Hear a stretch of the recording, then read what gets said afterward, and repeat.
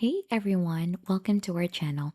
In today's video, I'm going to show you how to fix the issue where your Windows and Alt keys are switched around. It is a quick and easy solution that works for most users. Start by clicking onto your start menu in here and searching for the on-screen keyboard. Open it so you can visually confirm the key mapping. So as you can see, we're here already. Now, on your physical keyboard, press the key combinations one at a time to reset the layout. First, you could try Fn and then S. If that doesn't work, Fn and then A.